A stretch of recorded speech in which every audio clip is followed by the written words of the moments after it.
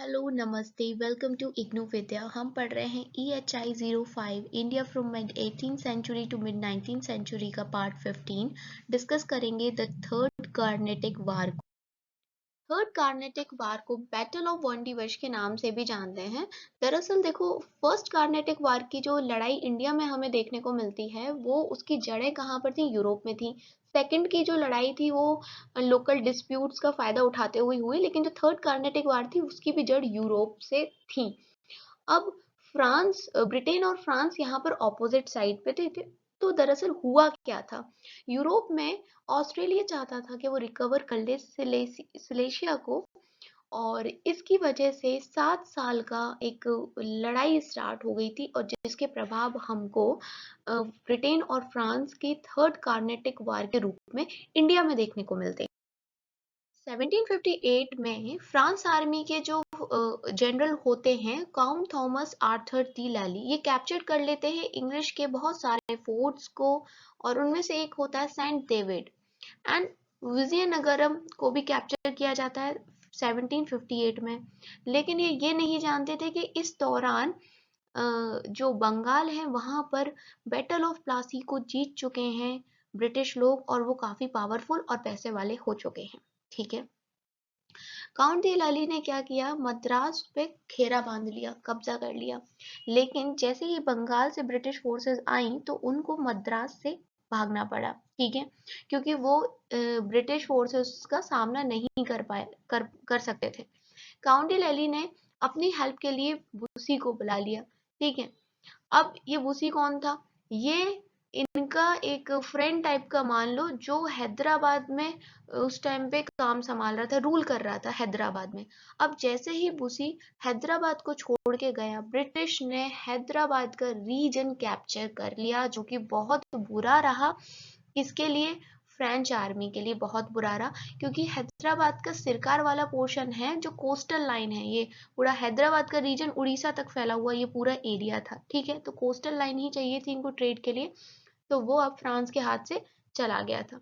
यहाँ पर देखिए, जो इंग्लिश थे अभी और भी ज्यादा ऑफेंसिव हो गए थे, काफी ज्यादा इन्होंने फिर नवल बैटल स्टार्ट कर दी पानी में आके, और फ्रेंच फ्लीट को इन्होंने अंडर एडमिरल DHA मसूलीपट्टनम में बुरी तरीके से हराया, कह सकते हैं। लॉसेस दिए काफी ज्यादा। फ्लीट आप समझते हैं शिप्स का जो ग्रुप होता है। इसके बाद होता है मेन बैटल, जिसको हम बोलते हैं बैटल ऑफ वेंडीवर्श।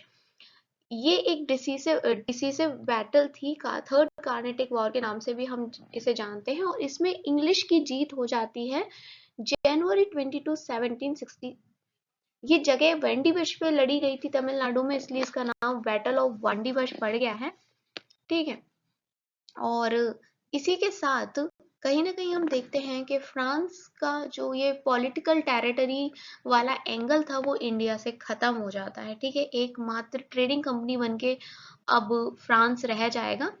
जो जनरल आयरकुट थे वो इंग्लिश ईस्ट इंडिया कंपनी के, इन्होंने बुरी तरीके से जो काउंटी एली है लेली सॉरी, इसको हरा दिया। इनके नाम इतने विचित्र हैं कि लेने में कभी कभी गलती हो जाती है, सो सॉरी। एंड जो ये मार्कस डी बुसी थे, जो हैदराबाद में थे और हेल्प कर रहे थे फ्रांस आर्मी की, इसको जेल में डाल दिया गया।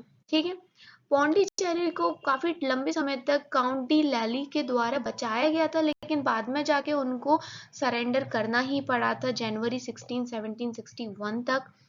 एंड देखते हैं अब क्या होगा, क्या इसके कंक्लूजन निकलेगा आगे जाके इस लड़ाई। तो देखो, हर लड़ाई के बाद कुछ समझौता हो जाता है, और यहाँ पर भी साइन की गई थी treaty of peace of Paris 1763 में, जहां पर थोड़ी सी दया दिखाते हुए फ्रांस को पौंडीचेरी और चंदननगर जैसी जगह दे दी थी, बट बोल दिया था कि आप सिर्फ ट्रेडिंग करिए, आप यहाँ पर कुछ भी पॉलिटिकल गेम नहीं खेलेंगे। एंड जैसे फ्रेंच कंपनी के साथ हुआ, वैसे ही डच एंड पोर्चुगीज भी छोटे से स्मॉल एरिया पे कॉमर्स तक बंध के रह गए, और यहाँ से इंग्लिश एक सुप्रीम यूरोपियन पावर की तरह इंडियन सब कॉन्टिनेंट पे छा गया। एंड ये था पूरा rise of British power in India. अभी बीच में एक जगह मैंने आपको बताया था कि ब्रिटिश काफी पैसे वाले हो गए थे, है ना? इसलिए मद्रास को बचाने के लिए बुसी को बुलाना पड़ा था हैदराबाद से एंड ऑल। तो ये पैसे वाले कैसे हुए थे? बंगाल को जीत के। और वो लड़ाई थी बैटल ऑफ प्लासी।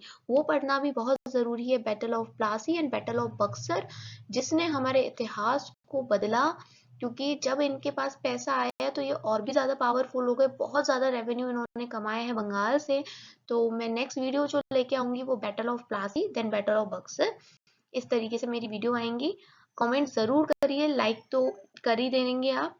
लाइक तो मुझे पता है आप कर देंगे, इसके साथ आप कमेंट भी करो, जो भी आपको लगता है, जैसा भी लगता है। अगर आप बुरा भी बोलोगे तो भी मैं उसको प्यार से एक्सेप्ट कर लूंगी, लेकिन स्वीकार करूंगी आपकी हर बात को। लेकिन प्लीज अपने व्यूज मुझ तक पहुंचाइए। Thanks for watching IGNOU Vidya.